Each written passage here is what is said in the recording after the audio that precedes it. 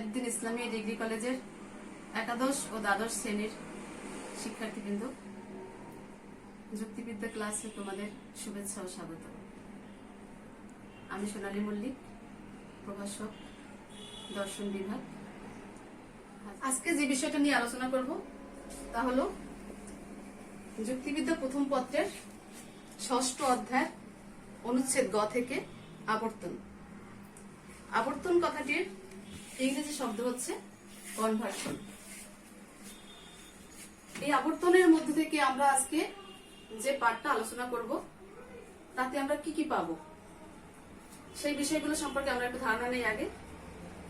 ১ নম্বরে আবর্তনের সংজ্ঞা ও উদাহরণ, ২ নম্বরে আবর্তনের নিয়ম, আবর্তনের প্রকারভেদ, বিভিন্ন যুক্তিবাক্যের আবর্তন ও যুক্তিবাক্যের আবর্তন কি সম্ভব, এ যুক্তিবাক্যের সরল আবর্তন কি সম্ভব।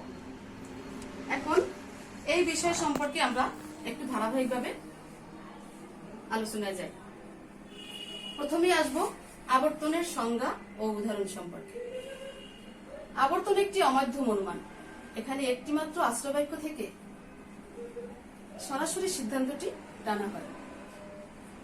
বিশেষ কয়েকটি নিয়ম অনুসরণ করেই একটি পদার্থ যুক্তিবাক্য থেকে উদ্দেশ্য বিধেয়ের স্থানে এবং বিধেয় উদ্দেশ্যের স্থানে স্থান পরিবর্তন করে।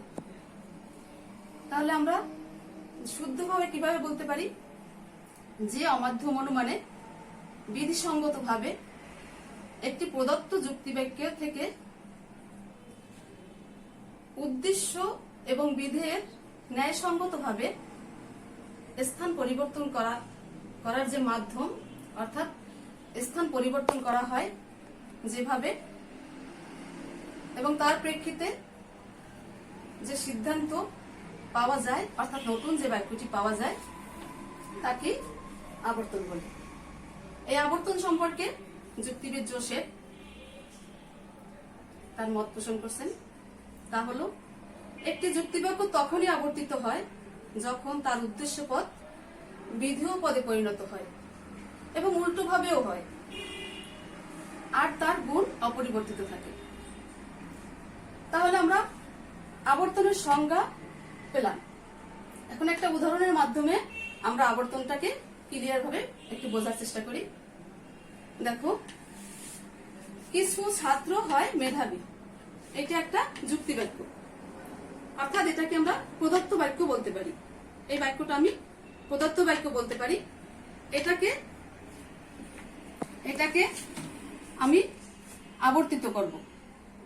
আবর্তিত করলে দেখা গেছে কি যে এইটা উদ্দেশ্য যাবে বিধেয় পদে এবং বিধেয় আসবে উদ্দেশ্য পদে। কিছু ছাত্র হয় মেধাবী, এটাকে যখন আমরা সিদ্ধান্ত পেলাম তখন আসলো কি কিছু মেধাবী মানুষ হয় ছাত্র, অর্থাৎ উদ্দেশ্য আসলো বিধেয় পদে, বিধেয় আসলো উদ্দেশ্য পদে। আমরা পরবর্তীতে এর নিয়ম সম্পর্কে আলোচনা করতে গেলেই আমরা ক্লিয়ারটা বুঝতে পারবো যে কেন কিভাবে এটা আসলো। তাহলে আমরা আবর্তনের সংজ্ঞা এবং উদাহরণ সম্পর্কে আমরা বুঝতে পারলাম। এবার দেখো, আমরা আবর্তনের নিয়মে চলে যাচ্ছি যে আবর্তনের নিয়মটা কি। অর্থাৎ আমরা যদি নিয়মটাকে ক্লিয়ার ভাবে বুঝতে পারি তাহলেই কিন্তু আমরা এই আবর্তনের পুরো সংজ্ঞাটাকে আমরা এবং পরবর্তীতে উদাহরণ থেকে বিভিন্ন যুক্তিবাক্যে যে কিভাবে আমরা আবর্তিত হব সে সম্পর্কে আমরা ধারণা লাভ করতে পারবো। তার আগে আমি আরেকটা কথা বলি যে আমরা যে প্রদত্ত বাক্যটাকে পেলাম, অর্থাৎ কিছু ছাত্র হয় মেধাবী, এরকম করে আমি যে বাক্যটাকে প্রয়োগ করব সেই বাক্যটাকে আমরা, যেহেতু আমরা আবর্তন নিয়ে আলোচনা করছি, এই বাক্যটাকে আমরা বলবো আবর্তনীয়। এই যে প্রদত্ত বাক্যটা দেওয়া থাকে তাকে বলা হয় আবর্তনীয়, এবং যে সিদ্ধান্তে যে বাক্যটা পাওয়া হয় সেটাকে বলে আবর্তিত। এটার নাম হলো আবর্তনীয় এবং এটার নাম হলো আবর্তিত। দেখো, এটা একটা আই বাক্য, এটাকে আই বাক্য পেলাম। এখন দেখো আমরা নিয়মে আসব। ১ নম্বর নিয়ম কি? আবর্তনের উদ্দেশ্য পদ আবর্তিতের বিধেয় পদে পরিণত হবে। দ্বিতীয় নম্বর নিয়ম কি? আবর্তনীয়ের বিধেয় পদ আবর্তিতের বিধেয় উদ্দেশ্য পদে পরিণত হবে। 3 নম্বর নিয়ম কি? আবর্তনীয়ের যে গুণ আবর্তিতেরও সেই গুণ হবে। অর্থাৎ আবর্তন যদি সদর্থক হয় তাহলে আবর্তিতও সদর্থক হবে, এবং আবর্তন যদি নৈনর্থক হয় তাহলে আবর্তিতও নৈনর্থক হবে। ঠিক আছে? এরপরে 4 নম্বর দেখো, আবর্তনীয় যে পদ ব্যপ্য নয় আবর্তিতে সে পদ ব্যপ্য করা যাবে না। অর্থাৎ যে বাক্যটি দেওয়া থাকবে সেই বাক্যের মধ্যে যে পদটি ব্যপ্য নয় তাকে আবর্তিত করা যাবে না। এখন দেখো এই যে নিয়ম, এই নিয়ম মাফিকে কিন্তু আমাদের পরবর্তী যে ধাপগুলো এগুলোকে অতিক্রম করতে হবে, তাহলে আমরা এই যুক্তি বাক্যের আবর্তন সম্পর্কে পুরোটা এই ধাপে ধাপে আমরা অগ্রসর হতে পারবো এবং বিভিন্ন যুক্তি বাক্যে সেটা প্রয়োগ করতে পারবো। এখন দেখো তাহলে আমাদের নিয়ম সম্পর্কে ধারণা হলো। এবার আসবো আমরা আবর্তনের প্রকারভেদ।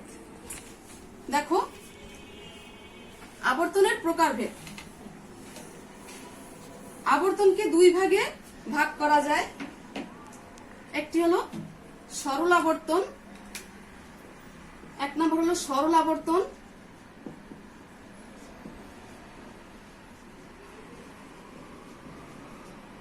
2 নম্বর হলো অসরল আবর্তন।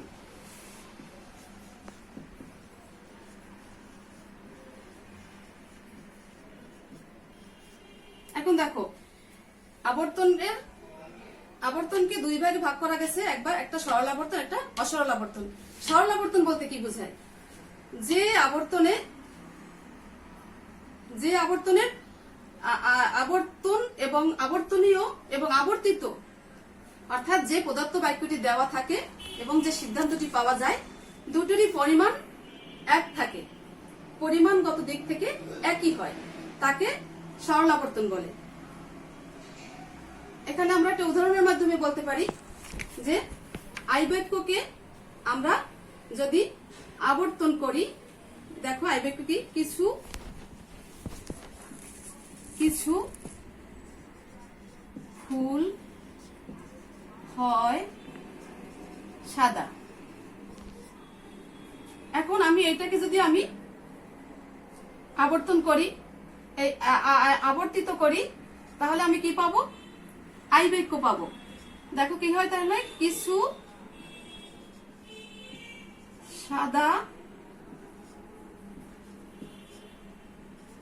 রং হয় ফুল। তাহলে দেখো আমার উদ্দেশ্য বিধেয় পদে গেল এবং বিধেয় উদ্দেশ্য পদে আসলো, কিন্তু এখানে আই বাক্য, এটাও আই বাক্য, অর্থাৎ যেটা সিদ্ধান্ত পেলাম প্রদত্ত বাক্যটাও যে পরিমাণ ঠিক আছে এবং যে বাক্যটা পেলাম অর্থাৎ যে সিদ্ধান্তটা যেটা পেলাম সেটা হলো কি পরিমাণের দিক থেকে ঠিক আছে, সেজন্য আমরা এটাকে সরলাবর্তন বলতে পারি। তাই এটা হলো কি সরলাবর্তনের উদাহরণ, অর্থাৎ যেটা পরিমাণগত দিক থেকে সমান। আর অসরলাবর্তন কি? যে আবর্তনে পরিমাণের দিকটা ঠিক থাকে না, পরিমাণের দিকটা ঠিক থাকে না, অর্থাৎ পরিমাণের দিক বলতে আমরা কি বুঝি? যে বিশেষ এবং সার্বিক। আমরা পরিমাণ বলতে বুঝি সমগ্র বা কিছু কিছু। তো এই যে পরিমাণের দিকটা, এখানে যদি আমি বলি যে সকল মানুষ হয় মরণশীল, তাহলে দেখো এটা কি বাক্য? এটা একটা এ বাক্য। তাই এ বাক্য এটাকে যদি আমি আবর্তিত করি তাহলে আমি কোন বাক্য পাবো?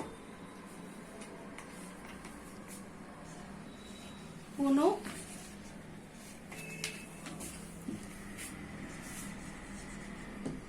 মরণশীল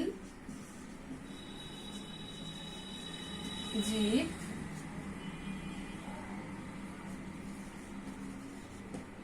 হয় মানুষ। তাহলে দেখো যে এই বাক্যকে আবর্তন করলে আমরা আই বাক্য পাবো। তাহলে এখানে কি হলো? যে মানুষ গেল উদ্দেশ্য বিধেয় পদে, আর বিধেয় আসলো উদ্দেশ্য পদে, এখানে পরিমাণের দিকে এখানে পরিমাণের দিকটা একটু কম।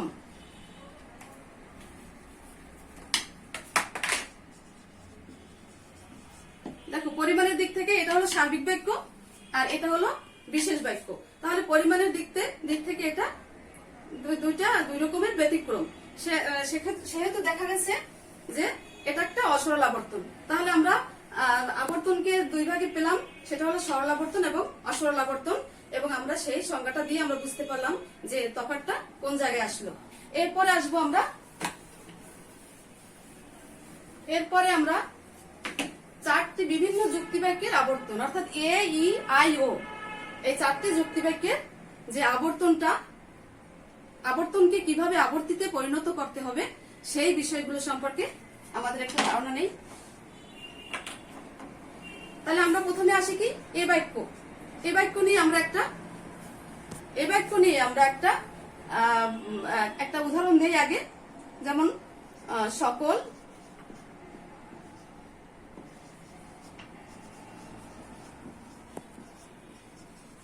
সকল মানুষ হয় মরণশীল।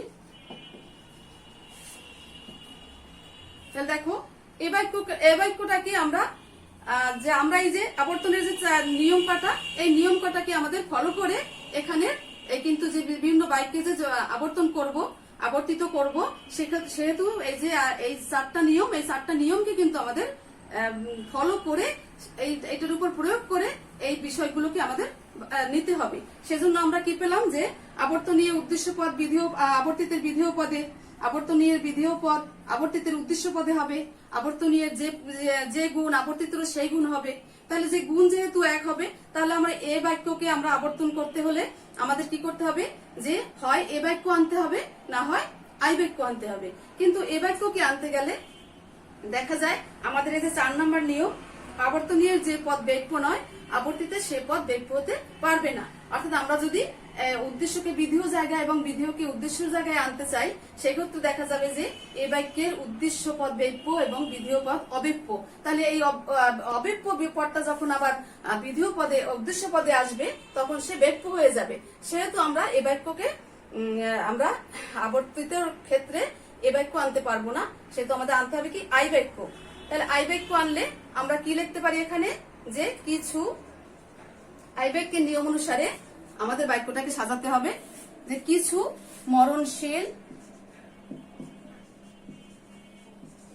মরণশীল জীব, এখানে বাক্যটাকে সুন্দর করার জন্য আমরা জীব দেব, জীব হয় মানুষ। তাহলে দেখো যে আমাদের এই বাক্যকে আবর্তন করলে আমরা আবর্তিত যে সিদ্ধান্তটা আসে সেটা কি হয়, যে আই বাক্য হয়। তাহলে এই বাক্যের আবর্তিত হবে আই বাক্য। এইভাবে আমরা প্রত্যেকটা বাক্য, যে এ ই আই ও এই বাক্যকে পার পেলাম। এবার আমরা আসবো ই বাক্যকে আমরা আবর্তন করব। দেখো ই বাক্য নিয়ম অনুসারে আমরা একটা প্রদত্ত বাক্য আনবো। যে ই বাক্যটা কি ছিল আমাদের, যে কোনো মানুষ, এখানে ই বাক্যটা কি নয়নর্থক বাক্য, তোমাদের মনে আছে নিশ্চয়ই। কোনো মানুষ নয়, এখানে আমি কি দিতে পারি, এখানে দেই নিখুঁত।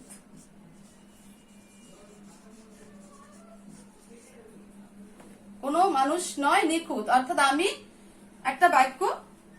এখানে একটা বাক্য আনলাম ই বাক্য, যে কোনো মানুষ নয় নিখুঁত। এই বাক্যটাকে আমাকে এখন আবর্তিত করতে হবে। এই আবর্তিত করতে গেলে আমার কি করতে হবে, নিয়ম অনুসারে এই যে 4টা নিয়ম আছে, এই নিয়ম অনুসারে আমাকে এগোতে হবে। সেহেতু আমার প্রথমে ভাবতে হবে যে এই ই বাক্যের যে গুণ, আমি যে পরবর্তী বাক্যটা আনবো সেটাকেও আমার ই বাক্যই বা সেই গুণ অনুযায়ী আনতে হবে। অর্থাৎ এখানে যদি 9 থাকে, সেই বাক্যটাকে আমার 9 করতে হবে। সেহেতু আমার মনে রাখতে হবে যে এই বাক্যটা কি আসতে হবে। তাহলে অবশ্যই আমরা জানি নয়নর্থক বাক্য হিসাবে ই বাক্য এবং ও বাক্য। তাহলে আমরা ই বাক্যই এনে দেখি আগে, যে ই বাক্য হলে কি হয়। তাহলে দেখো ই বাক্য যদি আমি আনি, তাহলে আমি কি লিখতে পারি, যে ই বাক্যের নিয়ম অনুসারে লিখতে হবে যে কোনো, এখানে আমি কি লিখছি নিখুঁত, এই নিখুঁত আসবে, এটা আসবে, এই বিধেয় পদটি আসবে উদ্দেশ্য পদে, নিখুঁত, কোনো নিখুঁত জীব নয় মানুষ। দেখো, কোনো নিখুঁত জীব নয় মানুষ, অর্থাৎ আমি এখানে এই বিধেয় নিখুঁতটাকে আমি উদ্দেশ্য পদে নিয়ে আসলাম, আবার উদ্দেশ্য মানুষ বিধেয় পদে নিয়ে গেলাম, এবং এই গুণের দিক থেকে এখানেও নয় এখানেও নয়, অর্থাৎ এটাও নৈনর্থক এটাও নৈনর্থক। সেহেতু দেখা গেছে কি যে আমি এখানে গুণের দিকটা ঠিক আছে।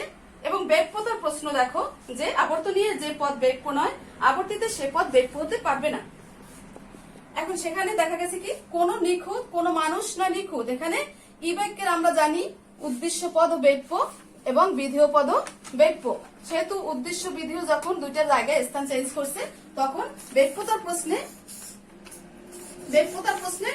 ঠিক আছে। তাহলে আমরা কি পেলাম যে ই বাক্যের উদ্দেশ্য এবং বিধেয় চেঞ্জ করার পরিপ্রেক্ষিতে দেখা গেছে কি যে ই বাক্যকে আমরা আবর্তিত করে ই বাক্যই পাই। ঠিক আছে, তাহলে আমরা এ বাক্য পেলাম এবং ই বাক্য পেলাম। এরপরে আসবো আমরা আই বাক্য। দেখো আই বাক্য, তাহলে আই বাক্যটা আমরা এখানে এনে আই বাক্যের যে প্রদত্ত একটা যুক্তি দিব এবং আই বাক্য অনুসারে আমাকে সেই যুক্তিটাকে সাজাতে হবে। তাহলে তোমরা জানো যে আই বাক্য একটা সদর্থক যুক্তি বাক্য, বিশেষ সদর্থক যুক্তি বাক্য। তাই সেহেতু আমরা সেই রকম করে যুক্তিটাকে সাজাবো। তাহলে এখানে কি লিখতে হবে যে কিছু বা কোনো কোনো, তাহলে কিছু, তাহলে আমি এখানে লিখতে পারি কি কিছু, দেখি আমি মানুষ, কিছু মানুষ হয় জ্ঞানী। এখানে আমার পছন্দ মতো আমি যে কোনো বাক্য দিতে পারি। এখানে অনেক সময় দেখা যায় যে বাস্তব ক্ষেত্রে তার কোনো মূল্য অতটা নেই বা অতটা সঠিক না, একটু ভুল মনে হচ্ছে, তারপরও আমরা এখানে প্রয়োগের ক্ষেত্রে আমরা যে কোনো একটা বাক্য আমাদের এই 4টি বাক্য অর্থাৎ এ ই আই ও এই 4টি বাক্য অনুসারে যদি আমরা সাজাতে পারি, আনতে পারি, তাহলেই আমাদের সেই বাক্যটাকে আমরা আবর্তিত করতে পারবো। তাহলে আই বাক্যর কি পেলাম যে প্রদত্ত বাক্যটা কি আনলাম যে কিছু মানুষ হয় জ্ঞানী। এখন এটাকে আমরা যদি আমাদের এই যে আবর্তনের নিয়ম অনুসারে আমাদের 4টা নিয়মকে অনুসরণ করে আমাদের এখান থেকে আবার আই বাক্যকে আবর্তিত করতে হবে। তাহলে আমাদের প্রথমে মাথায় রাখতে হবে যে আই বাক্যকে আবর্তিত করতে হলে আমার কোন কোন বাক্য আনা যেতে পারে। তাহলে সেটা আনা যেতে পারে কি, আমি জানি যে আই বাক্য সদর্থক বাক্য, সেহেতু আই বাক্যকে আবর্তিত করতে হলে হয় আই আনতে হবে, না হয় এ আনতে হবে। তাহলে আমরা আই বাক্যকে আবর্তিত করার ক্ষেত্রে প্রথমে আই বাক্য এনে দেখি যে কি হয়।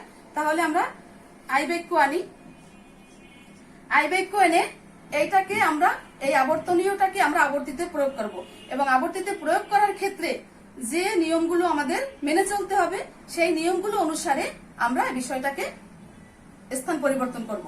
তাহলে দেখো কিছু মানুষ হয় জ্ঞানী, এখানে উদ্দেশ্য এটা এবং এটা বিধেয়। এখন আমরা এখানে কি করব যে এখানে আমরা আই বাক্য নিয়ম অনুসারে কিছু দেব,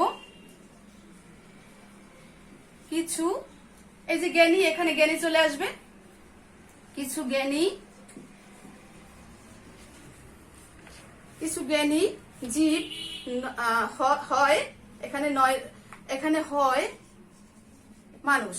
তাহলে দেখো যে কিছু মানুষ হয় জ্ঞানী ছিল আমার প্রদত্ত বাক্য, কিন্তু এখানে আসলো আবর্তিত করে যখন আমি বাক্যটা অর্থাৎ সিদ্ধান্তটা যখন পেলাম, তখন কি পেলাম যে কিছু জ্ঞানী জীব হয় মানুষ।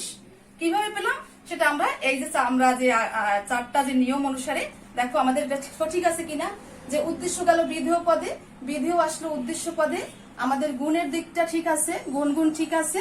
আর ব্যাপ্যতার প্রশ্ন কি যে আই বাক্যের উদ্দেশ্য অব্যাপ্য, বিধেয় অব্যাপ্য। এখানে তাহলে যে স্থান পরিবর্তন করার পরীক্ষিতে দেখা যায় কি যে যেহেতু দুইটাই অব্যাপ্য, সেহেতু স্থান পরিবর্তন করেও তারা একই জায়গায় আছে, মানে ব্যাপ্যতার প্রশ্নে আমাদের 4 নম্বর নিয়মকে লঙ্ঘন করেনি, সেহেতু আই বাক্যকে আমরা আবর্তিত করলে আই বাক্যই পাবো। ঠিক আছে, এরপর আসবে আমরা ও বাক্য নিয়ে আলোচনা করব। এখন দেখো ও বাক্য আবার সেই একই রকমের, ও বাক্য অনুসারে আমাদের নিয়মটা প্রদত্ত বাক্য আনতে হবে, নিয়মের মতো করে প্রদত্ত বাক্যটাকে আনতে হবে। তাহলে প্রদত্ত বাক্য আমরা কি লিখতে পারি এখানে, যে দেখো এখানে যেটা লেখা আছে সেটাই আমি লিখতে পারি, যে কিছু মানুষ, এখানে আমি হয়ের জায়গায় নয় দিলেই হয়ে যায়, নয়, অর্থাৎ আমরা জানি যে ও বাক্য একটি নৈনর্থক যুক্তি বাক্য, বিশেষ নৈনর্থক যুক্তি বাক্য। তাহলে কিছু মানুষ নয় জ্ঞানী, এই এই জ্ঞানী, এই যে এই বাক্যটা কি হলো, এটা একটা এই বাক্য, এটা একটা প্রদত্ত বাক্য আমি মনে করি। এই প্রদত্ত বাক্যটাকে আমাকে আবার এটাকে আবার আবর্তিত করার জন্য এই যে নিয়মগুলো আছে, এই নিয়মগুলোকে আমাকে মেনে চলতে হবে। এখন এই নিয়মগুলোকে মেনে চলতে গিয়ে আমরা আগেই যে পেয়েছি যে উদ্দেশ্য বিধেয় পদে, বিধেয় উদ্দেশ্য পদে আনতে হবে, সেই অনুযায়ী আমরা যদি এটাকে ও বাক্য করি, অর্থাৎ এটাকে যদি আমরা আবর্তিত করতে চাই, তাহলে আমাদের প্রথমে ভাবতে হবে ও বাক্য করতে হবে অথবা ই বাক্য করতে হবে, অর্থাৎ গুণের দিকটা ঠিক রাখার জন্য আমাদের সেটাকে করতে হবে। এই জন্য আমরা কি করব, যে কিছু মানুষ নয় জ্ঞানী, একে আমরা ও বাক্য যদি করি তাহলে কি করব, যে কিছু জ্ঞানী জীব নয় মানুষ, অর্থাৎ আমরা উদ্দেশ্য বিধেয় পদে নিলাম, বিধেয় উদ্দেশ্য পদে আনলাম, আর এই গুণের দিকটা নৈনর্থক, এখানেও নৈনর্থক, ঠিক আছে। আর ব্যাপ্যতার প্রশ্ন কি, দেখো ব্যাপ্যতার প্রশ্ন গিয়ে দেখা গেল কি, যে উদ্দেশ্য এবং বিধেয় যখন আমরা জানি যে ও বাক্যের, এটা কিন্তু ভালোভাবে খেয়াল করো শিক্ষার্থীরা, দেখো এইটার মধ্যে থেকে কিন্তু তোমাদের আরেকটা শর্ট প্রশ্ন আছে, যেটা এই ও বাক্যের আবর্তন কি সম্ভব, এই ও বাক্যের আবর্তনটা কিন্তু এইটাকে প্রয়োগ করতে গেলেই আমরা বুঝতে পারবো। এটা একটু ভালোভাবে খেয়াল করো, যে ও বাক্যটা কিছু মানুষ নয় জ্ঞানী। এখন দেখো এই যে এই ও বাক্যটাকে যদি আমি আবর্তিত করতে যাই, তাহলে কি করতে হবে, আমাকে হয় ও বাক্য আনতে হবে, না হয় ই বাক্য আনতে হবে। এখন দেখো যদি ও বাক্য আনি, তাহলে আমরা কি করব, যে আমরা এই বাক্যটা দেওয়া আছে যেমন করলাম, কিন্তু দেখা গেছে কি এই ও বাক্যটাকে করতে গিয়ে আমরা জানি ও বাক্যের বিধেয় পদ, এখানে বিধেয় পদ ব্যপ্য আর উদ্দেশ্য পদ অব্যপ্য, উদ্দেশ্য পদ অব্যপ্য এবং বিধেয় পদ ব্যপ্য। তাহলে এই অব্যপ্য উদ্দেশ্য পদটা যখন বিধেয় পদে চলে গেল, দেখো এই অব্যপ্য বিধেয় উদ্দেশ্য পদটা যখন বিধেয় পদে চলে গেল, তখন কিন্তু এটা ব্যপ্য হয়ে গেল। খেয়াল করছো, দেখো যে এটা কিন্তু ব্যপ্য হয়ে গেল। তাহলে আমাদের এখানে দেখো এই 4 নম্বর নিয়মে কি ছিল, আবর্তনীয় যে পদ ব্যপ্য নয়, আবর্তিতে সে পদ ব্যপ্য করা যাবে না। তাহলে আমরা দেখো এক্ষেত্রে ও বাক্যকে কিন্তু আমরা আবর্তিত করতে পারলাম না। কেন পারলাম না, এই নিয়মের 4 নম্বর নিয়মকে লঙ্ঘন করা হয়েছে। তাহলে এক্ষেত্রে দেখা গেল কি, যে ও বাক্যের আবর্তন সম্ভব না। তাহলে দেখো আমরা এখন এই যে 4টা বাক্যের আবার একটু তোমাদের মনে করার জন্য এই 4টা বাক্যকে আবার বলি, যে এ বাক্যকে আবর্তিত করলে আমরা পাবো কি, আই বাক্য পাবো, আই বাক্যকে ই বাক্যকে আবর্তিত করলে ই বাক্য পাবো, তারপরে আই বাক্যকে আবর্তিত করলে আই বাক্য পাবো, এবং ও বাক্যকে আবর্তিত করলে আমরা কিছুই পাবো না, অর্থাৎ আমরা ও বাক্যের আবর্তন করা সম্ভব নয়। তাহলে আমরা এই যে বিভিন্ন যুক্তিবাক্যের আবর্তন, অর্থাৎ এ ই আই ও যুক্তিবাক্যের আবর্তনটা তোমরা বুঝতে পেরেছো, এবং তার সাথে সাথে ও বাক্যের আবর্তন সম্ভব নয় সেটাও আমরা বুঝতে পারলাম। এক্ষেত্রে আরো একটু কথা আছে, যে ও বাক্যকে আবর্তন যদি ও বাক্য যদি না করি, তাহলে তো ই বাক্য করা যেতে পারে। ই বাক্য যদি করতে চাই আমরা, তাহলে দেখা যাবে কি, যে ই বাক্যের উদ্দেশ্য এবং বিধেয় দুটোই ব্যপ্য। তাহলে দেখো যে এখানের যে ব্যপ্য পদটা, অব্যপ্য পদটা, এখানে ব্যপ্য চলে গেলে ই বাক্যের উদ্দেশ্য এবং বিধেয় পদটা দুটোই যদি ব্যপ্য হয়, তাহলে এইখানে অব্যপ্য যে পদটা যখন এই ব্যপ্যর জায়গায় চলে যাবে, সেক্ষেত্রে দেখা গেছে কি, যে সেটাও অব্যপ্য হয়ে যায়। তাহলে সেক্ষেত্রেও আমাদের এই 4 নম্বর নিয়মকে লঙ্ঘন করা হয়। সেহেতু আমরা বলতে পারি কি, যে ও বাক্যের আসলে আবর্তনই সম্ভব নয়। ঠিক আছে, এরপরে তাহলে শিক্ষার্থীবৃন্দ, এ যুক্তি বাক্যের সরল আবর্তন সম্ভব নয়, সে প্রসঙ্গে আসি। আমরা 5 নম্বরে পড়লাম, তাহলে 6 নম্বরে এ যুক্তি বাক্যের সরল আবর্তন সম্ভব কি। তাহলে দেখো এখানেও আমরা প্রথমেই দেখেছিলাম যে এই বাক্যের যদি আমরা সরল ভাবে আবর্তন করি তাহলে দেখা যায় যে এই বাক্যের যে ওই ব্যাপ্যতার প্রশ্নে অর্থাৎ এই 4 নম্বরে যে পদ আবর্তনীয় যে পদ ব্যাপ্য নয় আবর্তিতে সে পদ ব্যাপ্য হতে পারবে না। যে এই যে আমাদের নিয়মটা, এই নিয়মটাকে কোনোভাবেই কিন্তু লঙ্ঘন করা যাবে না। এই নিয়মটাকে ঠিক রেখে আমাদের এই 4টা বাক্যের আবর্তনকে আবর্তিত করতে হবে। সেহেতু আমরা দেখলাম কি যে এই বাক্যের কখনোই সরল আবর্তন সম্ভব নয়, যদিও হয় তাকে অসরল আবর্তন করা যেতে পারে। কিন্তু অসরল আবর্তন কেন? অর্থাৎ এ বাক্যকে যে আমরা এ বাক্য আবর্তিত করলে যে আমরা আই বাক্য পাই, এটাই হলো অসরল আবর্তন। আর এই যে ই বাক্যকে আবর্তন করলে ই বাক্য পাই, আই বাক্যকে আবর্তন করলে আই বাক্য পাই। তো এটা যে এদের পরিমাণটা ঠিক থাকে, অর্থাৎ এই পরিমাণটা এই বাক্যের যে পরিমাণ এর পরিমাণ একই থাকে, আই বাক্যের যে আবর্তনের সময় যে পরিমাণ এটা একই থাকে। এটাকে ই বাক্যকে পেলাম, আই বাক্য থেকে আই বাক্য পেলাম। কিন্তু এ বাক্য থেকে যখন আমরা আই বাক্য পেলাম তখন এটা হয়ে গেল কি অসরল আবর্তন, আর এগুলো হলো সরল আবর্তন। তাহলে দেখো, তাহলে আজকের ক্লাসে আমরা যে বিষয়গুলো পেলাম তোমাদের আবার একটু মনে করিয়ে দেই যে আমরা আবর্তনের সংজ্ঞা পেলাম, আবর্তনের নিয়ম, আবর্তনের প্রকারভেদ, বিভিন্ন যুক্তিবাক্যে আবর্তন, ও যুক্তিবাক্যের আবর্তন কি সম্ভব, আর এ যুক্তিবাক্যে সরল আবর্তন কি সম্ভব। এই বিষয়গুলোকে তোমরা বাসায় একটু খুব ভালোভাবে দেখবে, এই চ্যাপ্টারটা খুব ভালোভাবে পড়বে, তাহলে দেখবে অনেকটা সুন্দর করে ভালোভাবে তোমরা বিষয়টা সম্পর্কে ধারণা নিতে পারবে। আশা করি তোমাদের এই বিষয়টা সম্পর্কে মোটামুটি ধারণা হয়েছে। তোমরা অনেক বেশি পড়াশোনা করবে বাসায় বসে, যাতে করে তোমরা অনেক ভালো রেজাল্ট করতে পারো। করোনাকালীন সময় তোমাদের অনেক সমস্যা, অনেক প্রতিকূলতার মধ্যে সময় কাটছে, তারপরেও বাসায় বসে তোমরা নিজেদের পাঠ, নিজেদের পড়াশোনা যদি চালিয়ে না যাও তাহলে কিন্তু ভবিষ্যতে অনেক সমস্যায় পড়ে যাবে। তাই নিরাপদে থেকে, স্বাস্থ্যবিধি মেনে ভালোভাবে থেকে তোমরা ভালো থেকো। তোমাদের সবাইকে আবারও শুভেচ্ছা। সবাই ভালো থেকো। ধন্যবাদ সবাইকে।